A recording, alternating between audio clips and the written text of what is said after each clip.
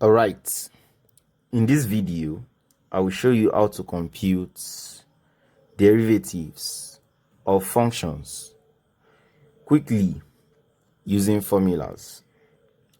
Later we'll come to understand where this formula come from.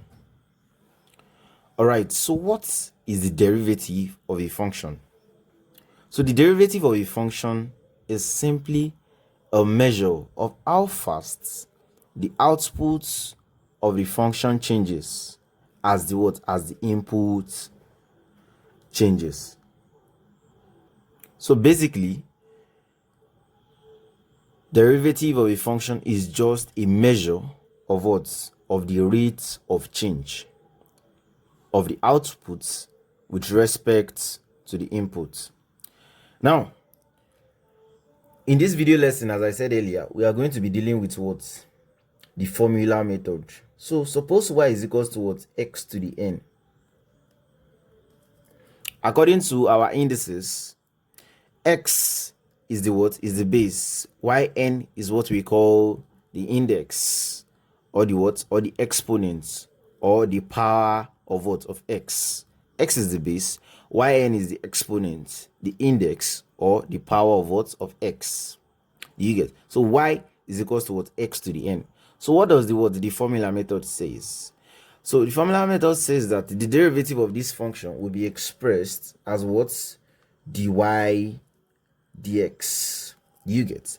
This means you are differentiating y with respect to to x is equals to what?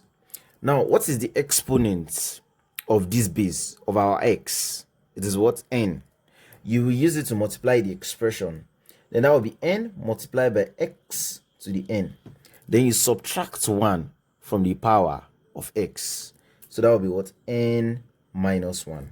That is n times x to the power of n minus 1. So that is basically the formula method of differentiation. All right, let's quickly evaluate this. If y is equals to x to the 3, that's x cubed, find dy dx.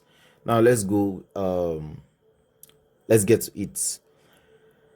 Finding dy dx means we are differentiating y with respect to x. Differentiation is the process of finding the derivative of a function. That is the process of finding the rate at which the output of the function changes with the inputs. Y here is the output, yx is the input. Do you get? So we write dy dx is equals to what? According to the formula method, we'll use the power to multiply the expression. Then the new power will now be 1 lesser than the original power. Do you get? So the power here is 3. We use it to multiply the expression, multiply by x to the 3, then we'll subtract 1 from our power. So this will now be 3 multiplied by x to the 3 minus 1 is 2. So that means our answer is 3x squared. Do you get? So that means the derivative of x cubed is 3x squared. Let's take another example. Find the derivative of y is equals to root x. You know what to do, right? Dy dx. That is what we're just asked to find. So now the formula said x to the n, right? And can you see what is the power of x here? It is half, because square root of x same thing as x to the power of 1 over 2, according to the laws of indices, right? Exactly. Now let's get to it. So from here, dy dx will be equal to what is the power of x here? 1 over 2 multiplied by x to the power of 1 over 2 minus 1. So this will just be equal to 1 over 2 x to the power of, what is 1 over 2 minus 1? That's minus 1 over 2. How did I get that? Let's get to it. 1 over 2 minus 1. So 1 is the same thing as 1 over 1, right? So this will be equal to the LCM of 2 and 1 is 2, right? 2 divided by 2, 1. 1 times this 1 is 1. Then this minus, drop it. 2 divided by 1 is 2. Multiplied by 1 is 2. Like 2 divided by 1, 2. 2 times 1, 2. Sure you get. So what is 1 minus 2? Minus 1 over the 2. So 1 over 2 minus 1 is what? Minus 1 over 2. But we don't like to leave our answers like this. So now we'll continue. This will now be equal to 1 over 2 x to the power of 1 over 2. Now what have I just done? According to the laws of indices, a to the power of minus n is equals to what? 1 over a to the power of n. This is what? The inverse law or the reciprocal law. Or we also call it the what? The negative index law. Stay with me. So 1 over 2 x to the power of minus 1 over 2 is same thing as 1 over 2 times x to the power of minus 1 over 2. Now, what is x to the power of minus 1 over 2? X to the power of what? Minus 1 over 2 is same thing as 1 over x to the power of 1 over 2. I got that. Yeah. So that means 1 over 2 times 1 over x to the power of 1 over 2. 1 times 1 is 1. 2 times x to the power of 1 over 2 is what? 2x to the power of 1 over 2. I got that. And this is the same thing as 1 over 2 root x. Don't forget that x to the power of half is what? Root x.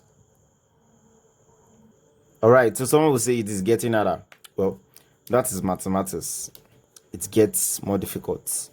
So, and someone will also say, the words. What we know is x. We are now having what? T. What do we do about this? It's still the same thing. Just imagine that what? Your y is s and your x is t. So if s is t to the n, ds dt will be n times t to the power of n minus 1. So the formula still holds. S is the output here, and t is the input of the function. So, and we're told to find what the derivative of this function. That is ds dt. We call it what? ds dt, not ds over the t. You get? We call this the y dx, not the y over dx. I got that. So follow me. So now what is the next thing to do? You want to make sure that what this your t is just one stuff. You get is O, not like this. Now how do we go about that? It is quite easy. We'll just apply our laws of indices. So follow me. So if s is equals to t over the cubic roots of t square, this is same thing as what? T over. Now, according to the laws of indices, the nth roots of t to the m is equals to t to the m over n. We call it the rational index law. Nth roots of t to the m is equals to 2 to the m over n. Now, following that rule, that means the cubic root of t square will now be t to the 2 over 3. I got that. Now, what is the power of t here? 1. T raised power 1 is t. I got that. Follow me. So this will be equals to t to the power of 1 minus 2 over 3. Someone would ask, what have I just done? This is in accordance with the law of indices, which states that a to the power of m over a to the power of n is equals to a to the power of m minus n. So t to the 1 over t to the 2 over 3 is t to the 1 minus 2 over 3. I hope we got that. Now, what is 1 minus 2 over 3? Let's quickly work that out. 1 minus 2 over 3. This same thing as over 1. And this will be LCM between 1 and 3 is what? 3. 3 divided by 1 is 3. Multiply by 1. That's 3. Minus 3 divided by 3 is 1. Multiply by 2. That's what? 2. And this will be 3 minus 1 is what? 3 minus 2 rather. That is 1 over 3. So this will be equal to what? T to the what? 1 over 3. I forgot that. So this O guy is just this. Now we can differentiate now, right? Exactly. All right, so let's get to it. So ds dt, that is, we are finding the derivative of s with respect to t, is equals to the existing power of t here is what? 1 over 3. We use it to multiply it. So that will be 1 over 3 times, write it back, t to the what? 1 over 3. Then what would we do to this power? Did I hear someone say we subtract 1? Yes, you are very correct. Minus 1. So this will be 1 over 3 t to the 1 over 3 minus 1 is what? Let's get that. Minus 1. And this will be what? This will be minus 2 over 3. Someone will say, how did I do it? Yeah, I use a kind of shortcuts whenever I am to subtract 1 from a fraction. I just say 3 times 1, that's 3. 1 minus 3 minus 1 over 2. Sorry, that's minus 2 over 3. And don't forget, I said that only works when you are subtracting 1 from a fraction. You just multiply the 3 with the 1 instead of finding the LCM. So 3 times 1 is what? 3. 1 minus 3 minus 2 over this 3. You get. It's just a shortcut. I hope you got that. If you do it the normal way, you get the same thing. So that's t to the minus 2 over 3. So the s dt will be equal to 1 over 3 multiplied by 1 over t to the 2 over 3. This has become this in accordance with the what? The inverse or negative index law. A to the minus n is equals to 1 over a to the n. So t to the minus 2 over 3 is the same thing as what? 1 over t to the 2 over 3. So this will be the same thing as 1 over 3 t to the 2 over 3, and this will be equal to 1 over 3 cubic roots of t to the 2. Hope we got that. This is in accordance with what? With the rational index law. T to the m over n is the same thing as the nth root of what? T to the m. So t to the 2 over 3 is the same thing as the cubic root of t squared.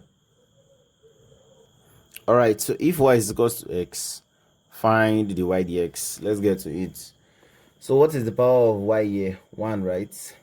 So the y dx would just be 1 multiplied by x to the 1 minus 1, and that will be x to the 0, which is 1. I didn't do magic. I used the power to multiply the expression 1 times x to the 1. Then I subtracted 1 from this guy's power. 1 times this is this. 1 minus 1 is 0. X to the 0 is 1. Any number raised to the power of 0 is 1, except 0 itself. Note that 0 over 0 to the 0 is not equal to what? 1. Take note of that. 0 to the 0 is not equal to what? 1. Yeah. So follow me. So what am I trying to point out here? Let's check another one. Suppose s is equals to t. The s dt will be equal to 1 multiplied by t to the what? 1 minus 1. And this will still be 1. You get 1 times t to the 1 minus 1. This will give us back this. T to the 0 is what? 1. I'm trying to point something out here. Alright. So what you are differentiating with respect to is called the variable of differentiation. So here, t is the variable of differentiation. Here also, t is the variable of differentiation. Here, x is the variable of differentiation. Now, the derivative of x with respect to x is 1. The derivative of t with respect to t is 1. The derivative of s with respect to s is 1. The derivative of k with respect to k is 1. The derivative of l with respect to l is 1. The derivative of m with respect to m is 1. Does someone understand what I'm trying to say? So, in short, d dx of x is 1. I believe what I'm trying to say. That is, the derivative of x with respect to x is 1. You can include these guys in brackets. Yeah, I you got that. Let's take a look at another scenario. All right, so if y is equals to c, find the y dx. Now someone will say, okay, x is not nowhere to be found. Yeah, agree with me, all right? Yeah. So this c is called a constant. Do you get what I'm trying to say? We are assuming c is a constant. Now someone will say, what does a constant mean? Suppose we have a function f of x is equals to what? X squared. If the value of x changes, x is called the input of the function, while f of x will be the output of the function. Do you get? If x changes, f of x changes. Do you get what I'm trying to say? That is not all the time actually. Why? Because if x is 3, 3 squared is what? 9. F of x will be 9. And if x is minus 3, f of x will also be 9. You get what I'm trying to say? But most of the times, when x changes, especially in magnitude, not in sign, when x changes in magnitude, f of x also changes. So when x is 3, f of x is 9. When x is 2, f of x is 4. So for every change in words in x, the output of the function changes. Now, what if f of x is equals to 9, which is a number? When x is 1, f of 1 will be 9. When x is 2, f of 2 will still be 9. When x rather is 3, f of 3 will still be 9. Why? Because this guy has nothing to do with our variable, which is x. That is, when x changes, this is not affected at all. Do you get what I'm trying to say? So this 9 is the same thing as what we have here, c. We say in differentiation, we are trying to find the rate of change of what? Of our output with respect to the input. Now, as the output is changing, as the input is changing, if the output is not changing, what does that mean? That means our derivative is 0. But let's prove that using the formula method. So you agree with me if I say y is equals to cx to the power of 0? Someone will say how. So now let's get to it. C is the same thing as c times 1, right? And this same thing as c times x to the 0. Are you with me? Stay with me. So 1 is the same thing as x to the 0, right? Exactly. So that is where I got cx to the 0 from. Why do we need that? Because we want to apply the formula method, which states that the ddx of x to the n is nx to the n minus 1.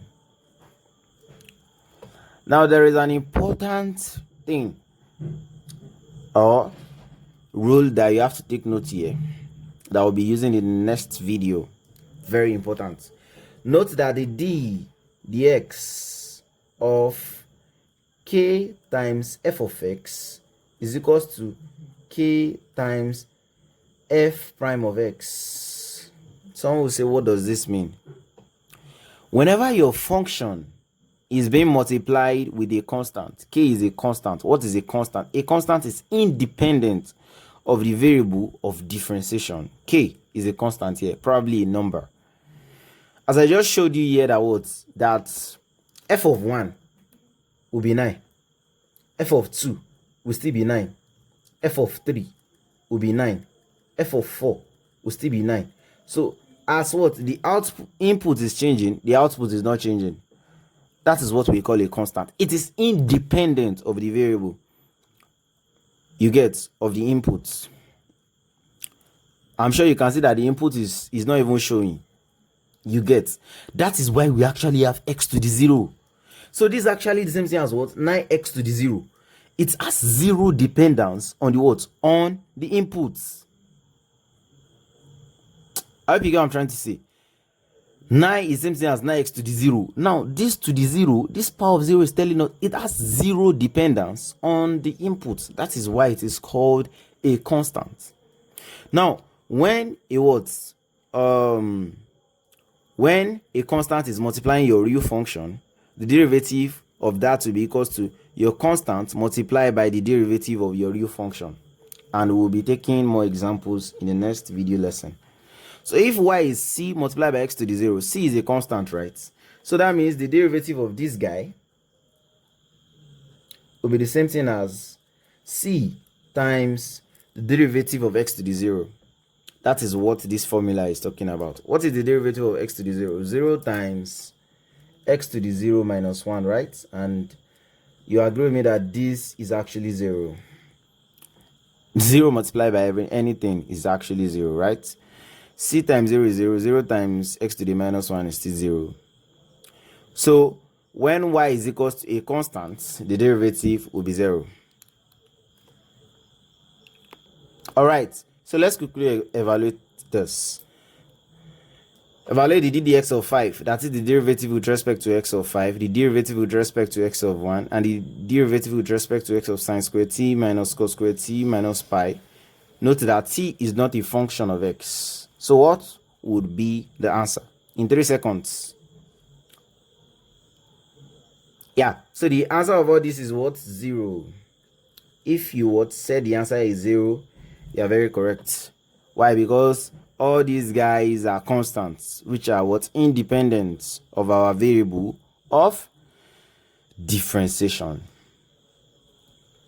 All right, so you can try this out. All right, so what you have to find is the derivative of the following. Here you have to find the dy dx. Here you have to find the y dx also. Here you have to find the s dt. Here you have to find the u dv. But here you have to find the y dt, where x is not a function of t. I'll be dropping the answers to this in my next video lesson, like before my next video lesson, in the comment section. Do well to subscribe and see you in the next video.